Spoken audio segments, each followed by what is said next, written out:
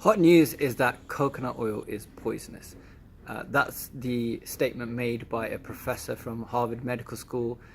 He's looked at several studies and found that the levels of saturated fat in coconut oil are dangerous for us because they increase the bad cholesterol in our bloodstream. Also, that there's a lot of hype around cholesterol, and there's no actual significant evidence to say that coconut oil has any health benefits at all. Now, this statement has been quite controversial. He's got over 1 million views on YouTube for his lecture, and this has caused a lot of people to be confused about what foods and oils they should be cooking with. And we constantly hear controversy around whether we should be using butter or coconut oil or sunflower oil, rapeseed oil. And the controversy lies around a couple of issues. First is that oil is very different at room temperature, and it's very different when it's heated for cooking. Now, every oil has something called a boiling point, at which point the temperature or the oil starts to break down. So if there's lots of polyunsaturated fats in there, it can break down, and that can cause the creation of other compounds called aldehydes, which are known to be harmful for our bodies. So the issue is this: so you have an oil which you think is really good for you, and you put it all over your food, and then that's okay potentially, but then you heat it and then it changes into something else which could potentially be dangerous for you. And each oil is very different. Some oils are good at room temperature, some oils are good at when you heat them. So looking at a study which was done by, trust me, I'm a doctor, it's a documentary style TV program produced by medical doctors in the UK, found that the best oil to cook with was olive oil.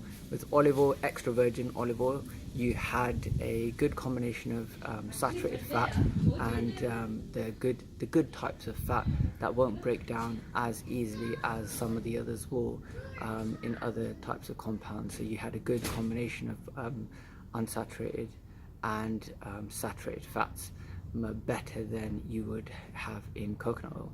So going back to, that's what you should be cooking with, extra virgin olive oil.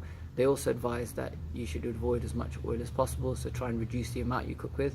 And they also advise that if there's any leftover oil in the food you're cooking, so if you're making pakora or fried chips and it's dripping in oil, you should soak it up with a tissue to get excess oil off. So oil is just for cooking, not for drenching your food in afterwards if you can help it.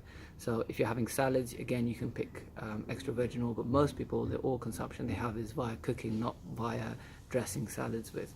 So it's extra virgin oil is the answer to that. Now the next thing is coconut oil really dangerous? Now the reason it became kind of a health craze and a superfood, known as a superfood, is because there's certain communities that have high consumption of coconuts and coconut oil, and they're part of the blue zone, which is they're part of the nations or groups that live the longest and healthiest lives. Now if you look at those groups, their diets are very varied, so they don't eat the same stuff, and so a lot of it is going to come down to genetics and lifestyle as well as diet, and that diet seems to be right for them, one which is very high in saturated fat. Now, should we all go out and buy coconut oil or burn the coconut oil we do have because it's so dangerous for us? The answer is no.